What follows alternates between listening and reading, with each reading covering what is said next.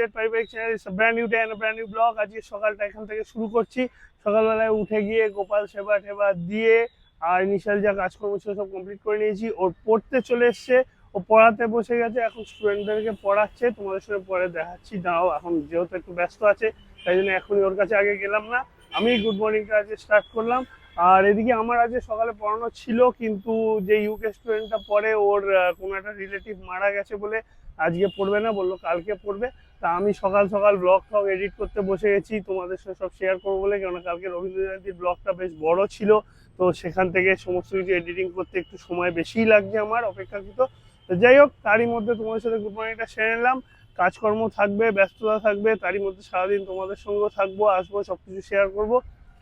আর রান্না বান্না খাওয়া দাওয়া কি হয় না হয় দেখা যাক। আজকে ও যা করবে সেই মতন হালকা ফুলকার ওপরেই হয়তো কিছু করবে, দেখি সেটা কি করে। আর আমি আজকে রোদ ঝলমলে মোটামুটি দিন আছে, আজকে অতটা মেঘলা মেঘলা নেই।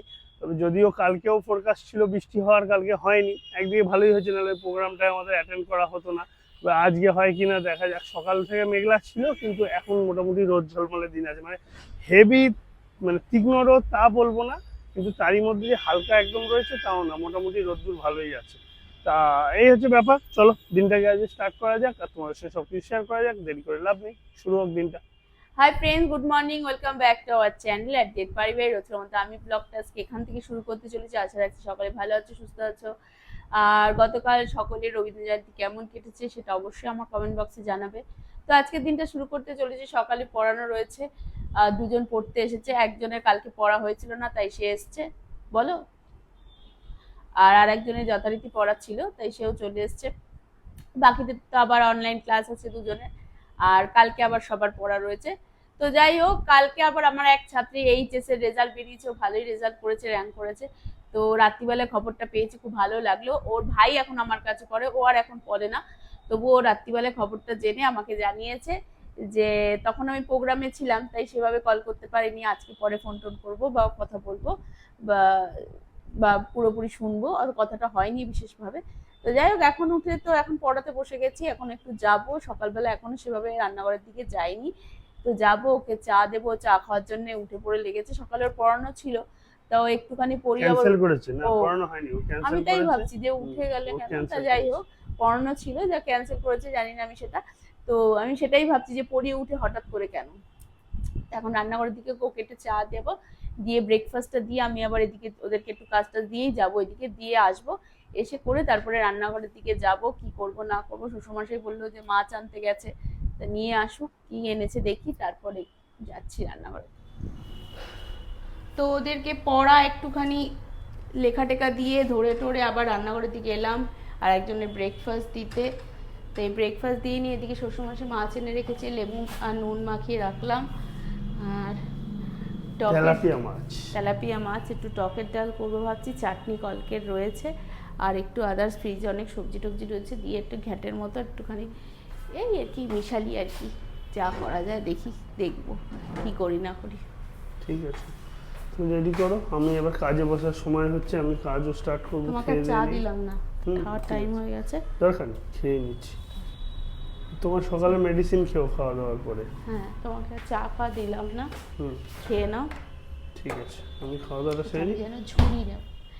এইদিকে রান্নাবান্না হয়ে গেছে, এই যে একটুখানি ডাল করা আছে, মুসুর ডাল, আর এই যে তেলাপিয়া মাছের ঝালটা এদিকে হয়ে গেছে, চাটনি রয়েছে, আর এই যে সব রকম তরকারি দিয়ে একটা এরকম সবজি বানিয়ে দেওয়া হয়েছে। এই হলো ব্যাপার। কোথা থেকে পিঁপড়ে এসছে কে জানে, বৃষ্টি হবে মনে হয়, বর্ষা ওয়েদার বলে তাই পিঁপড়ে। আর আমাদের মাছটা তো যেমন রাখা আছে তেমন রাখা আছে, পরে করবো। ভাতও নামা হয়ে গেছে, এখন আপাতত ঘরে যাই। আমার চোখটা আবার আজকে খুবই জ্বালাতন করছে, জ্বলছে। বুঝলাম। আমি জাস্ট নাও একটুখানি ঘরের কাছ থেকে উঠলাম স্নান করতে যাবো বলে, আকাশে বীভৎস মেঘ করেছে, পুরো অন্ধকার করে দিয়েছে। মানে যতটা পরিষ্কার তোমরা ক্যামেরায় দেখছো এতটা পরিষ্কার নয়, যথেষ্ট অন্ধকার করে দিয়েছে। সে সন্ধে হওয়ার আগের মুহূর্তের মতন অবস্থা হয়ে গেছে, পুরো আকাশে মেঘ ছেয়ে রয়েছে, ঝড় বৃষ্টি হওয়ার একচোট চান্স আছে বলে মনে হচ্ছে। যাই হোক, আমি স্নানটা করে নিই, ওদিকে জামা কাপড় টাপড় মনে হয় শুকোতে দিতে হবে, ওয়াশিং মেশিনে কাছাকাছি হয়েছে, সেগুলো একটু করে নিই, করে নিয়ে তারপর খাওয়া দাওয়া করে আবার কাজেতে ব্যাক করবো। ওয়েদার খুবই খারাপ আজকে, একদমই যাত্রীটাই অবস্থা। তো বৃষ্টিটা হোক, হলে ওয়েদারটা ঠান্ডাই হবে, খারাপ কিছু হবে না, ভালোই হবে। জাস্ট নাও আমি স্নান করে উঠলাম, জাস্ট তোমাদের বলতে না বলতেই দেখো আকাশ পুরো মেঘে প্রায় ছেয়ে গেছে আর বৃষ্টি স্টার্ট হয়ে গেছে, সঙ্গে বেশ ভালো মাত্রাতেই হাওয়া চালাচ্ছে। দেখতে পাচ্ছ গাছপালা সব চারিদিকে দুলছে, হাওয়াও বেশ চালাচ্ছে। বৃষ্টি হচ্ছে, একদিন হোক, ওয়েদারটা একটু ঠান্ডা থাকবে, যেটা খারাপ কিছু হবে না, ভালোই হবে আমাদের সবাইকার জন্যই। সেদিক দিয়ে বৃষ্টি হওয়াটা দরকার আছে। ওয়েদারটা হঠাৎ করে এরকম চেঞ্জ হলো, এখন তো বেশ খাওয়া দাওয়ার মেজাজটা একটু বদলেই যাচ্ছে, একটু অন্যরকম কিছু খেতে ইচ্ছা করছে এরকম বৃষ্টির ওয়েদারেতে। যদিও সে যা রান্না হওয়ার তো প্রিডিফাইন তৈরি, আগে থেকে রেডি হয়েছে, সবই তোমাদের সাথে শেয়ার করেছেও, তো সেই রান্নাই হোক, খাই। কিন্তু মনটা বেশ একটু অন্যরকম লাগছে, মেজাজটা বদলে গেল এই বৃষ্টিটা হওয়াতে। ও এদিকে মাছের তাওয়া ফ্রাই করছে, আজও তেলাপিয়া মাছ খাবো, তোমাদেরকে আগে দেখিয়েছি কিনা জানি না। যাই হোক, মাছের তাওয়া ফ্রাই করছে এদিকে, রেডি করুক, তারপর খেতে বসবো। ওদিকে বাবা দাদা খেতে বসে গেছে, মায়ের তো অলরেডি খাওয়া হয়ে গেছে, ওর কাজটা কমপ্লিট হলেই আমরা খাবো। বলতে না বলতেই চলে এসেছে দুপুরের সিম্পল লাঞ্চ উইথ ডায়েট। সেটা হচ্ছে দেখতে পাচ্ছ শসা রয়েছে আর ওই তাওয়া ফ্রাই করা তেলাপিয়া মাছ, সেটাই দুজন মিলে হাফ হাফ করে খেয়ে নেবো। আজকের লাঞ্চ এখানেই ইতিবাচক হয়ে যাবে। আমি এখন কাজেতে বিজি, ওদিকে উনি এখন পড়াচ্ছেন, একটু এসেছিলেন। সরি ফ্রেন্ডস, তাই না কথা বলতে পারছি না, আমার মিটিং আছে এখন একটা, এই মিটিংটা চালিয়েই বসে আছি, জাস্ট কতক্ষণে জয়েন করবে তার জন্য। তো এই আর কি ওয়েট করছি কতক্ষণে আসে মিটিংটা সারার জন্য। কাজে খুব ব্যস্ত আমি আজকে, আর ওদিকে পড়ানোতে ব্যস্ত হয়ে গেলে তারপর জিমেতে হয়তো যাব। দেখি এই কাজটা তো শেষ করি তারপর। যে এদিকে ওর দুটো স্টুডেন্টকে পড়ানো চলছে কন্টিনিউ, আর মনে হয় শেষের দিকেই প্রায় 6:30 বাজতে যায়, হয়ে যাবে একটু পরে। আমি অলরেডি জিম রেডি হয়ে গেছি, এদিকে আরেকজন এখন জিম রেডি হচ্ছে। স্টুডেন্টরা এই মাত্র চলে গেল ওর, আর আমার অফিসের কাজ সব গুটিয়ে দিয়েছি, 7টা বাজতে যায়, আমার অফিসের কাজ সব কমপ্লিট, কোনো চাপ নেই।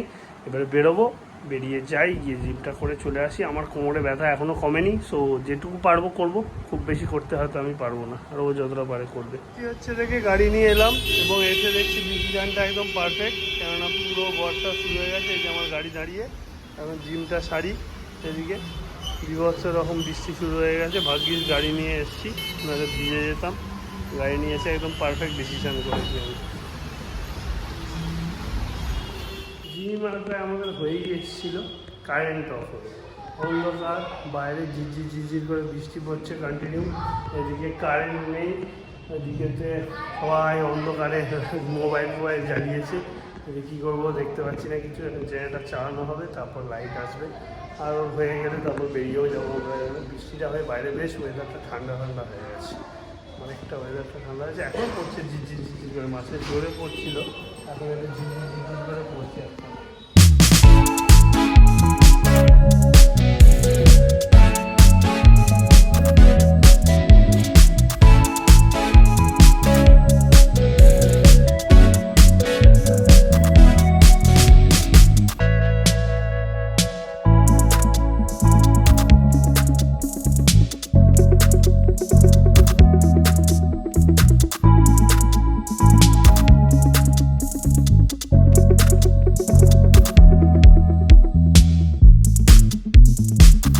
ফিরে গেছি, এবার আমার একটুখানি মেল এসছে, আমায় সেগুলো সামলাতে হবে। আর ও রান্নাঘরের দিকে গেল রাত্রিরের ডিনারটা রেডি করতে, রেডিটা করে নিয়ে আসুক, আমি ততক্ষণে ঝট করে আমার যে কাজটা এসছে বা মেলটা এসছে সেটাকে শর্ট আউট করে ফেলি ফাটাফাট।